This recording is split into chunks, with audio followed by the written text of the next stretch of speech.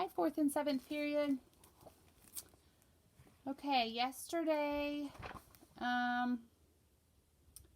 they were getting ready to try to catch the night Gardner, Molly and Kip and the doctor. So chapter 37 is called Camera Obscura. It was nearly dark by the time Molly finished setting the net. It was large, nearly 20 feet across. She hammered a wooden peg into the earth, fixing the net in place directly below the tree. All finished, Doctor, she called, struggling to her feet. Dr. Crouch reclined on the stoop, enjoying the last sips of his tea.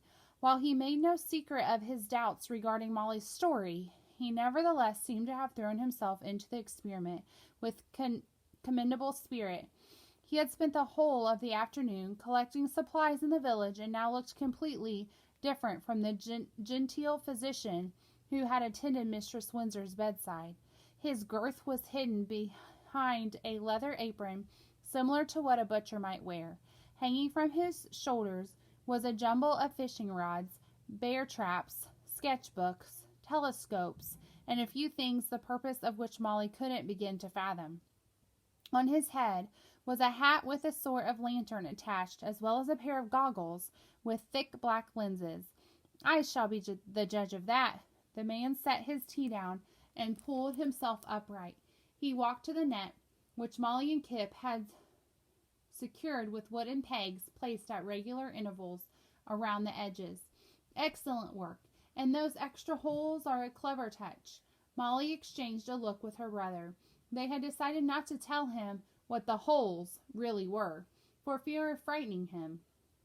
The doctor returned to his tea, calling behind him. Now cover it up with leaves, Kip groaned. More raking? Dr. Crouch either did not hear him or did not care. He had already explained to them that he was not disposed toward manual labor. Molly picked up a rake and handed another one to Kip. Least this way we didn't have to look at our own graves. The final part of the trap was a long rope, which connected to the net. Molly was instructed to loop the rope over a large overhanging branch from the tree. The branch was very high, and it took her several tries to toss it over the top. When she had succeeded, she gave it to Kip, who was waiting at the counterweight, that being the doctor's fancy word for Galileo's wagon. Tie it tight, my boy, Dr. Crouch instructed. Molly stood over Kip, watching him secure the rope to the back of the wagon. He said nothing, but it was clear from his manner that he did not want to do this. Are you feeling all right? She said.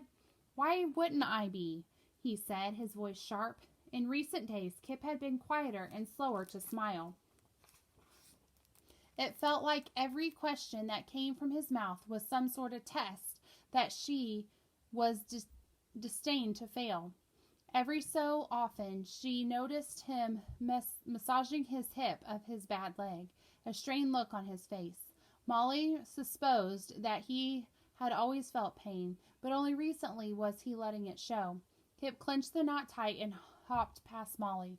Doctor, we're all set. The only thing left now was to wait. Molly, Kip, and the doctor all huddled toward behind the wagon, which concealed them from view. Dr. Crouch hummed to himself, tending to his arsenal of expensive equipment, all of which the children were strictly forbidden from touching. He had allowed himself a chair from the garden, but insisted that the children crouch on the grass to keep them alert. Molly pulled her coat close, reminding herself that however uncomfortable she was, Kip was more so. As the night wore on, Galileo became increasingly tense, pulling against his bit. It was Kip's job to keep a hand on the horse to prevent it from moving.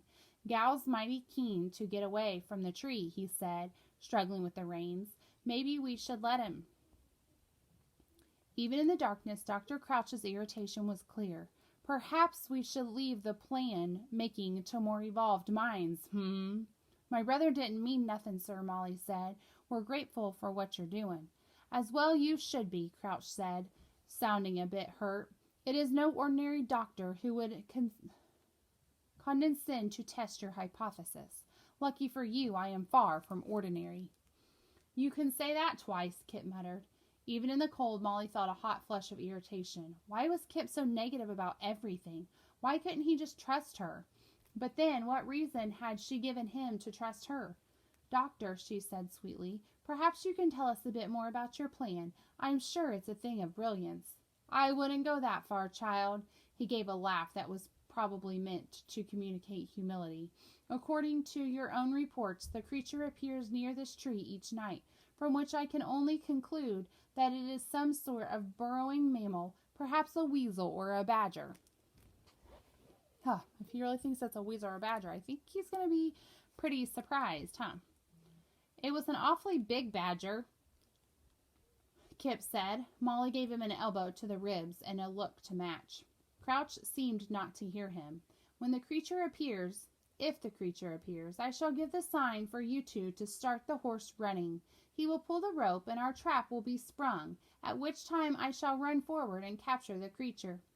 Capture him how? Molly said tactfully. A net won't hold him forever. You'll need to lock him up. Or kill him, Kip added. I shall do one better, the doctor exclaimed. I shall freeze it forever in time.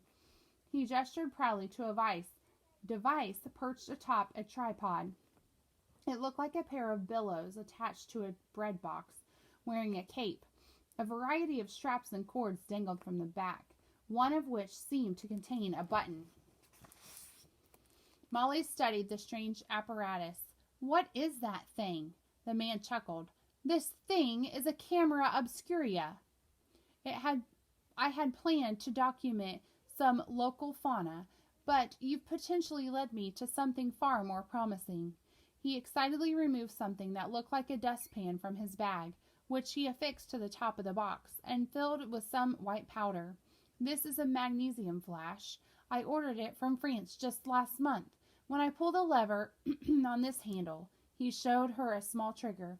It will ignite the powder, creating enough light to capture the subject's likeness on one of these plates. He lifted the cloth and back and removed a sheet of tin about the size of a postcard, a perfect photographic specimen. Molly looked at Kip, a dread realization creeping over her. It's likeness, she said. You said you'd trap him and take him with you. And I am, in a manner of speaking. Molly stared at the tree, at the trap, at her brother. We need more than manners, she snapped. We need it to go away. She felt Kip's hand on her sleeve. Molly, he whispered. Molly stood up, glaring at the doctor. You lied to us. You made a promise that you would help, but you just want to get your name in some fancy books. She observed as much yourself when enlisting me. You observed as much yourself when enlisting me, Dr. Crouch said patiently. Chin up. If this creature does appear, there will doubtless follow a legion of eager researchers in my wake.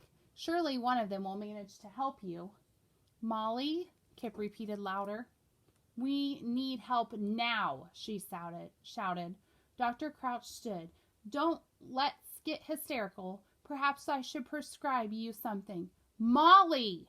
Molly turned around. What is it? She snapped. Kip pointed toward the tree. Someone's coming, he said.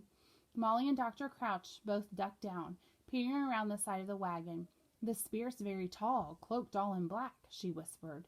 Through the gray fog, she could see a shadow winding its way over and through the hills. It moved uncertainly, furtively, creeping, and then stopping. Good heavens, Dr. Crouch said, grabbing his camera. His hands were shaking. That's a lot bigger than a badger. Told you, Kip said. Molly studied the figure. It seemed different from the Gardner, shorter and less sure of its steps. As it moved, it rattled. There was something strange yet familiar about the sound. The figure crept onto the leaf-covered ground surrounding the tree. It paced back and forth. In its hand was something long and sharp. Doctor, Molly whispered. I don't think... Shh, the man hissed. On your mark. But, doctor, now! Molly didn't move. I said now, the man shouted.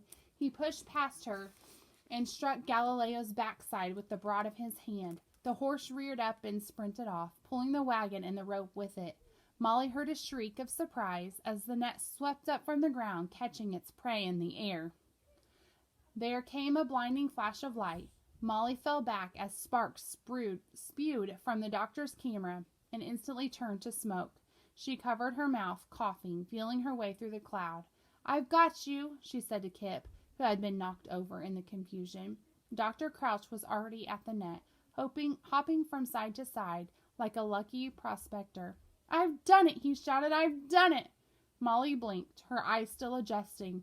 The net dangled from the giant branch and ropes groaning with the weight of its quarry, which twisted and rattled in protest.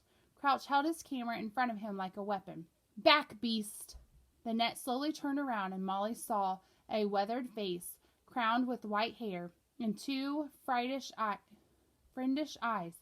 "It's you," she said. Hester Kettle gave a wry, toothless smile. "You were expecting someone else?" Uh-oh, I bet you weren't expecting that, were you? So they did not catch the night man. They caught Hester. I wonder what she was doing out there in the night. All right, chapter 38 is called Shears, and I will be back tomorrow. Have a good rest of your day.